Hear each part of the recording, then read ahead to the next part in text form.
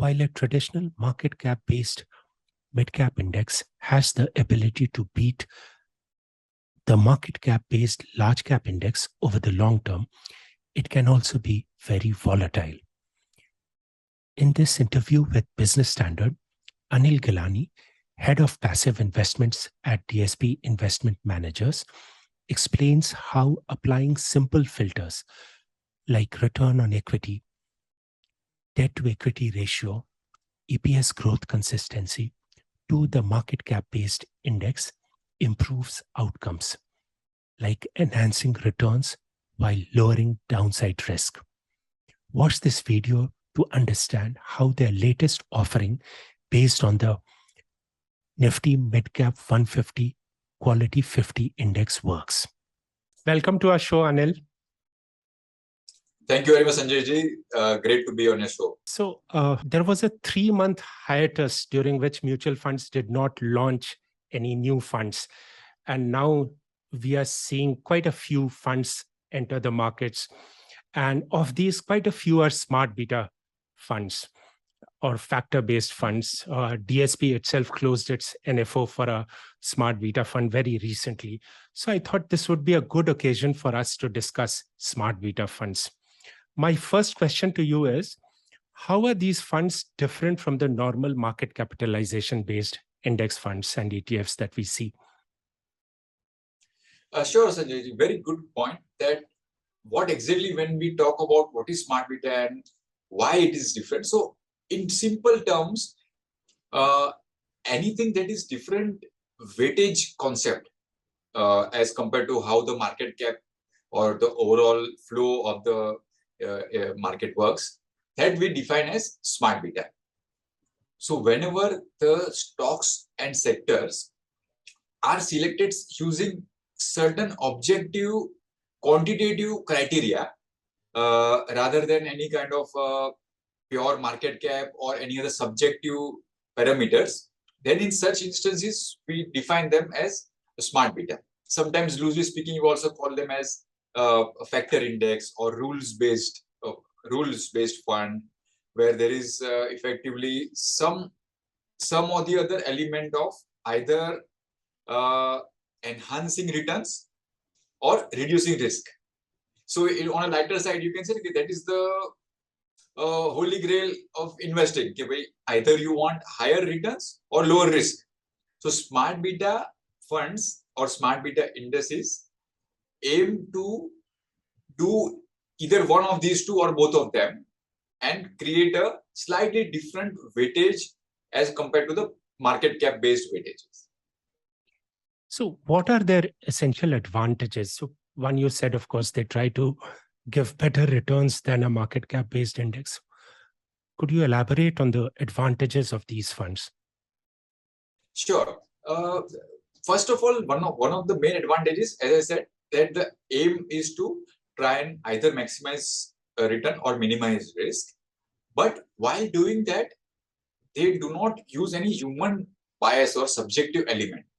So they follow certain rule-based principles and quantitatively, means based on numbers. So it's a numbers-driven, rule-based criteria selection on the basis of which the strategy or the weightages are defined.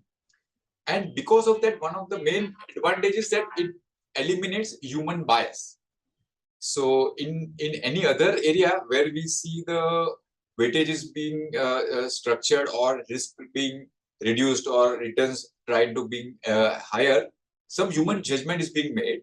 Whereas here, that human judgment is codified into some rules based on certain quantitative parameters. And then after that, no human bias is involved. So in my view, this is one of the very big advantage that if at a slightly relatively lower cost without human bias and in a transparent manner, you are able to achieve a investment strategy or a weightage structure which has the potential to either give little bit better, higher returns or little bit lower risk. That's the main advantage or the sole objective, I would say, of smart beta funds. So the mistakes of the fund manager will not affect the performance of this fund. Their expense ratios will probably be lower than that of active funds. Okay. Right. What is Absolutely right. some of the disadvantages and risks in these funds? Structurally speaking, whenever there is some advantage, always you will see some disadvantage. So, like as we just discussed, Sanjay, is that the first and foremost element that we are avoiding human bias in smart beta funds, that in some form or fashion even becomes our disadvantage. I will explain how with a small example. Let's say based on those rule-based parameters and quantitative filters, some stock has come into the portfolio. Now assume that there is some very negative news or some very difficult situation in which one company is going through. Now, if suppose human judgment is able to be placed, maybe the fund manager will decide and he or she will eliminate that stock or sell it from the portfolio. There could be some very structural change in the company, or but in the rule-based smart beta filter, till the time it does not go out of that filter, no change can be done. So in some form or fashion, that also becomes a little bit of a disadvantage. Another one very big disadvantage, which I feel, especially when we are looking at single factor funds or certain funds which use only one element of factor. Let's take, for example, momentum, or let's take, for example, volatility. These are single factor funds. So at certain inflection points in the market, when that particular factor goes out of flavor, and our fund or our index or our that strategy is relying only on that one factor. So though the benefits of no human bias and no judgment, good focus on fundamental and numbers driven analysis is there, but because at such inflection points we will see certain periods of underperformance till the time the numbers catch up and there will be a realignment of the underlying stocks. So this is one sort of a important disadvantage or risk that we need to keep in mind, that there will be certain strategies which will work in certain points of time, but at inflection points, they will see some considerable period, possibly, I'm saying, of underperformance. So how does an investor handle these periods of underperformance? Does he stick to the fund? Does he move in and out of these funds? What is this advice, both in the context of a single factor fund and a multi-factor fund? Superb question. See, well, in my view, whenever at least you have multi-factor funds, where two or three factors are incorporated together, there at least the benefit will be there that if one factor is not working, other factor has taken over and is helping to achieve the objective, simple objective, either increase returns or decrease risk. So in multi-factor funds, I would still feel that it's a very different approach and much more comfortable even at certain inflection points in the market, because if one factor is out of flavor, other factors are in place. If we look at single factor funds, in certain instances, yes, there can be a position or tactical call to exit or enter, especially if these factors are very seasonal, But if certain standard factors are there, let's say, for example, size as a factor, that okay, small cap versus mid cap, I'm sorry, large cap, or let's say quality as a factor. There is a fundamental principle that you should select companies which are ranking high in quality, so that you are focusing on good quality businesses. So some of these factors, even if they might be single factor, one can consider that, okay, even if there is a intermittent period of underperformance, I can continue to remain invested. But if certain very tactical kind of single factor funds are there, then yeah, maybe it would be prudent to come in, go out. But again, at some point of time, it's easy to think on theoretical aspect or on hindsight, but we need to have very good view on that to be able to keep doing that in and out. Or if it is part of your structural asset allocation for long term, aligned to certain specific of your financial goals, then you can continue to remain invested and not really worry about moving in and out. Now, there are several of these factor-based funds. There are several themes. You have low volatility, you have quality, momentum, alpha, and so on. How does an investor select from these? Which one does he go with? How does he make this decision? Sure. So first of all, I'll just highlight that yes, you are right. There are quite a large number of factor-based strategies, in both index funds as well as ETF format. I think that number is rising very fast. So like today, as we speak, I think close to about 5,000 crore plus or minus a little bit will be there in these kind of funds across different factors.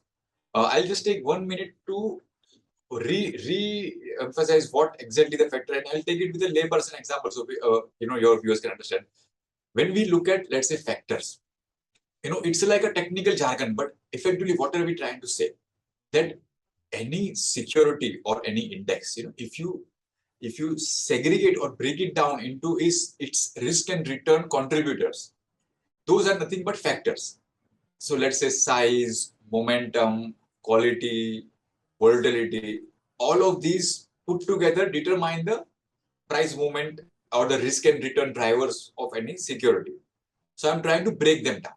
Or in other words, let's say today, Sanjay ji, now we are in August. So in January, typically, the marathon happens, Mumbai marathon happens, Delhi marathon happens, and many people start training for it. So we approach some good dietitian. Dietitian will say, Sanjay ji, you take this diet, X quantity of protein, X quantity of carbohydrates.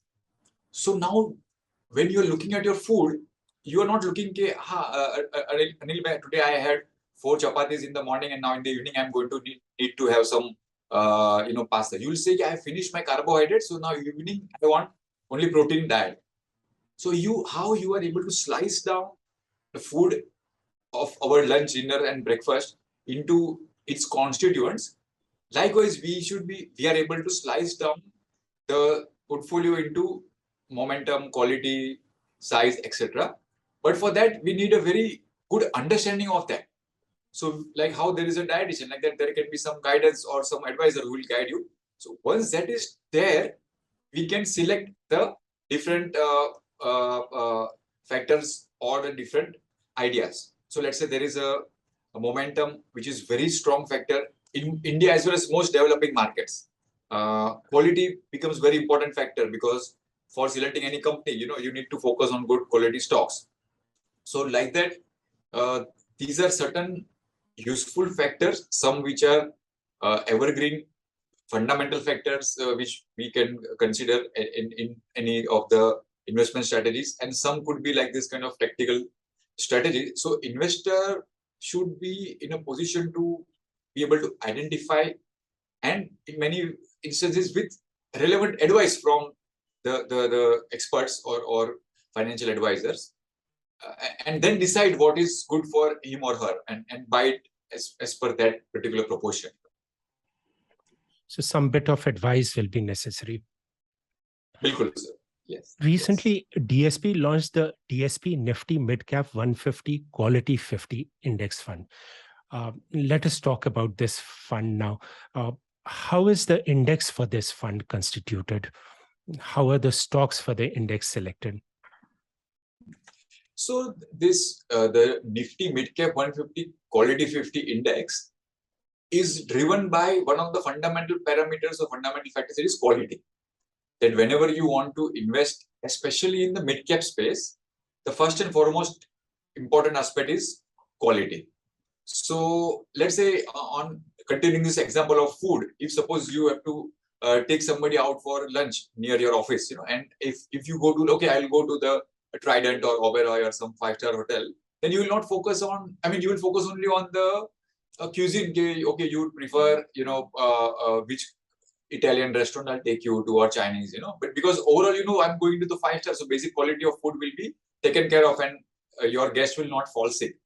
But if I say that, Sanjay ji, when I'm coming, we'll go down for famous Delhi street food, So you'll first be thinking, out of this 10-15 stalls I see across the office, 2 or 3 stalls I have to first focus on, which I have seen always, they get good distillery bottles instead of plain water. and good quality ingredients are being used. So at least my guest will not fall sick. Then taste, whether Chinese you want, Italian, that's secondary. First, I will focus and take my guest to the good quality the hygiene stall. part. Hygiene part and all. So likewise, when I'm selecting in mid-cap space, I will first focus on quality. Then other factors we'll see later on, momentum, volatility, etc. So what we decided, I mean, what this particular index, Nifty MidCap 150, Quality 50, is that in this entire mid-cap universe of rank number 101 to 251, which is determined by another universe called Nifty MidCap 150. On that universe, if you were to apply certain quality filters and select 50 stocks out of that, then it can be a good investment portfolio. So this particular index, Sanjay ji, has 3 simple filters. In layman terms, I can very easily define, like also first and foremost filter is ROE, return on equity. Okay, if I am investing in any business, then what kind of returns will come to me for the shareholders' money? So that is the ROE. Second filter is that for earning that returns or those earnings, what kind of funds of borrowed money I am taking. So financial leverage is the second criteria or a second filter. That does the company have very high debt to equity leverage, or what? That also is an indicator of higher fixed cost and greater susceptibility to stress when interest rates are rising or refinancing becomes difficult, sort of maybe not exactly bankruptcy, but leading to financial stress. So debt to equity is the second filter. And the third filter, that okay, this is a good business, it is having good earnings per share. Now, what is the quality of that earnings? So we see the EPS variability. So it reflects of it's a reflection of the earnings quality of the company, that how consistent is the EPS growth.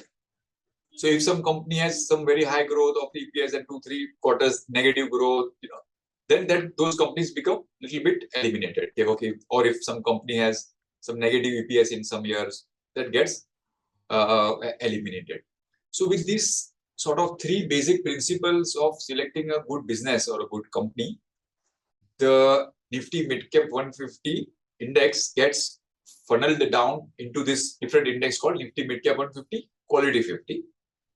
And what we have seen, Sanjay ji, is that following these basic 3 principles, the index is able to do a mix and match of ratios or financial numbers from multiple sources, balance sheet, P&L, both.